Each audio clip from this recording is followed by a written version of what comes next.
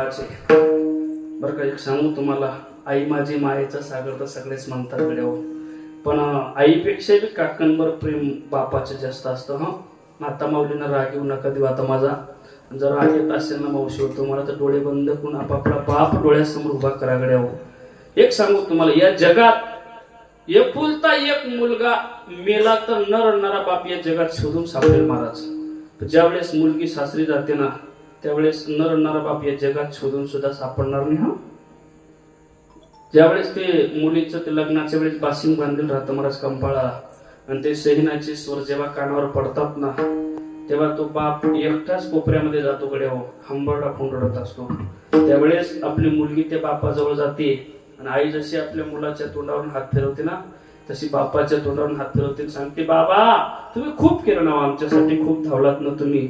बाबा तुम्ही 3-3 दिवस उपवास केला हो, पण आम्हाला पोटभर जेवू घातलं हो. बाबा तुम्ही फाटलेले कपडे घातले ना, आणि आम्हाला शाळेला नवे कपडे घेऊन दिले. बाबा तुम्ही खूप धावलात बाबा आमच्यासाठी. नका रडू बाबा. फक्त जाता जाता सांगते, बाबा मी तुम्ही तुमची स्वतःची काळजी घ्या, तुमची तब्येत सांभाळा बाबा. एवढं सांगते, मुलगी जाते ना गड्या हो. त्यावेळेस तो बाप, या जगात कोणीच रडत नाही महाराज, एवढा हंबरडा रडत असतो. एरवी जर माणूस रडला ना महाराज, लोक म्हणतात, अरे चांगला मर्दासारखा मर्द आहे रे, तरी रडतो का? बांगड्याभर म्हणतात काही लोक महाराज, बांगड्याभर असं म्हणतात. तर ज्यावेळेस मुलगी सासरी जाते ना महाराज, त्यावेळेस जर बाप रडायला लागला ना, सगळे लोक त्याच्याकडे बघून रडायला लागतात महाराज. कारण तो मुलीचा जो जाण्याचा आनंद आहे ना महाराज, ते प्रेम आहे ना महाराज, या जगात कुठंच नाही महाराज. मुलाच्या प्रेमात तरी स्वार्थ आहे हो, त्याच्यात माहिती, बाप गेला की प्रॉपर्टी आपली. मुलाच्या प्रेमात स्वार्थ आहे महाराज, मुलीच्या प्रेमात स्वार्थ नाही महाराज. मुलीच्या प्रेमात स्वार्थ नाही महाराज. मुलीला माहिती आपल्याला 20-22 वर्षानंतर हे घर सोडून जायचे, तरी सुद्धा आयुष्यभर माझं म्हणते ना, ते मुलीचं प्रेम राहतं हो. निस्वार्थ प्रेम करते मुलगी. मुलीचं प्रेम राहतं महाराज बापावर. सगळ्या कुटुंबाची सेवा बाप करत असतो, आणि त्या बापाची आयुष्यभर सेवा मुलगी करत असते महाराज, आहे का नाही? मुलीला सुद्धा माहेरचा आनंद कधीपर्यंत, जोपर्यंत तिच्या जीवनातील बाप जिवंत आहे तोपर्यंत. म्हणून या जगामध्ये सगळ्यात मोठं श्रेष्ठ प्रेमाचं पात्र बापेकडे हो.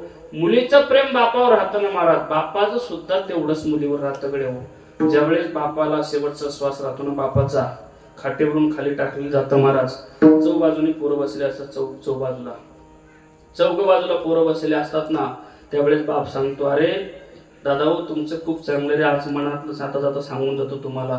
बोला ना बाबा, काय म्हणायचे? अरे तुमच्या ताईडीला खूप त्रास आहे रे सासरी, तिच्या नवऱ्याचा त्रास आहे, सासूचा त्रास आहे, सासरीचा त्रास आहे, पण तिने आजपर्यंत तुम्हाला सांगितलं नाही रे पोरं. का सांगितलं नाही? कारण तुमचा स्वभाव गरम आहे, म्हणून तिने तुम्हाला आजपर्यंत काही कळू दिलं नाही. पण ज्यावेळेस माझी तायडी माहेरीला यायची ना, त्यावेळेस माझ्या खोलीमध्ये अर्धा तास अंबरडा फोडून माझ्या गळ्यामध्ये रडायची, बिलगून रडायची, आणि मला सांगायची, बाबा आता जाते आणि काही रोगाचं औषध घेते, मरते मी, मग मी माझ्या दहाव्याला या. त्यावेळेस माझ्या ताईडीला सांगायचं, नाही रे ताई असं नको करू ना, या म्हाताऱ्या बाबाला आता जाता जाता नको दुःख देऊ, एक काम कर, रडू नको. दुःख हे प्रत्येकाच्या जीवनात येत असतं, प्रत्येकाच्या जीवनात दुःख येत असतं, पण प्रत्येकाचं दुःख हे टिकून राहत नाही, मला बसून राहत नाही. प्रत्येकाचं दुःख काहीच उशिरा जातं, काहीच लवकर जातं. तायडी तुझा निर्णय चुकीचा आहे. तू भर दुपारी म्हणते मला सूर्य दिसला का, बरं अंधारामध्ये अर्ध्या रात्रीला म्हणते तू मला सूर्य दिसला पाहिजे, नाही का तायडी? 12 वाजता रात्री कुठं सूर्य दिसत असतो का? सूर्य बघायचे ना, मग तुला 7 तास थांबावं लागेल तायडी.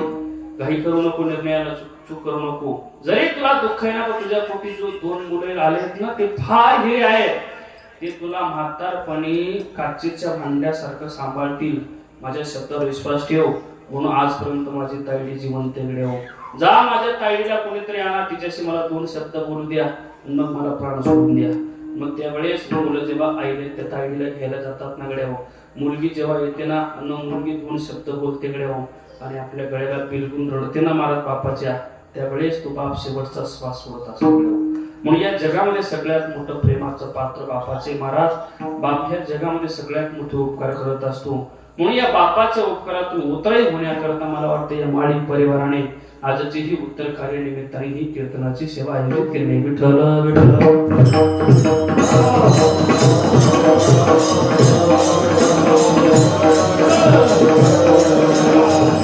ऐका, सेवेकरिता अभंग तुकोबा